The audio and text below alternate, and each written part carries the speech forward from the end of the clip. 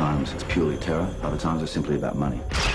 We wait for a contact, they make a demand, we start negotiating. This is what we do.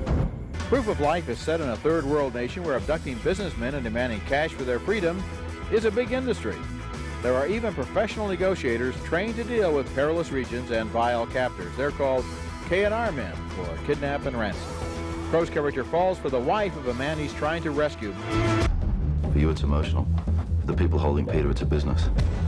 What's really interesting here to me in the relationship between these two characters is how much has to remain unstated between you and Meg Ryan. It's like there is a relationship growing here in every way except for physical, you know?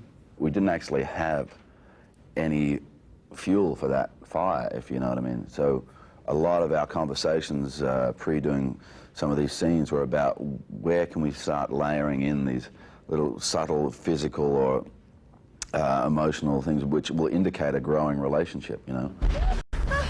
I just can't keep hoping. You are really in the top ranks of the serious actresses. Oh, well, that's nice coming from you, sir. Well, but not everybody sees you that way because when they look at the box office, yeah. And these other films are wonderful too, you know, When Harry Met Sally and Sleepless and so forth. I really, really love doing a comedy. I'm a sucker for a laugh. I am a sucker for a romantic comedy. I am. I'm doing one next. Even though when I finished Proof of Life, I thought all I ever want to do is a drama. I got to learn more about this. I feel like, you know, I've had experience with these other things, but I don't have as much with dramatic work, and I'd like to indulge myself. It's clear the press is as interested in the highly publicized romance between the actors as anything that happened on camera. Journalists were cautioned not to ask about it, and when some did ask Crowe anyway, he walked out.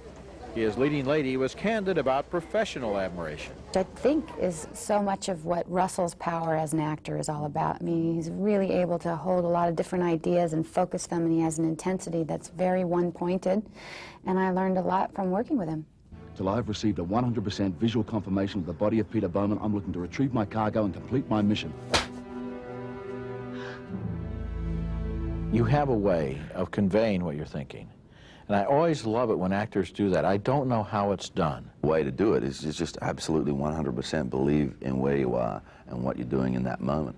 You know, and that's not a singular message, you know, that can be on, you know, 10 different levels, you know, levels of joy, levels of excitement, all these sort of things crammed into each other, which is the way that we process things as human beings.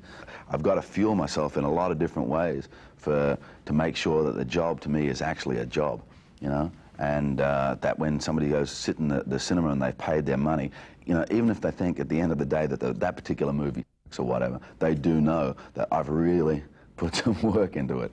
I'm Roger Ebert, ABC 7 News.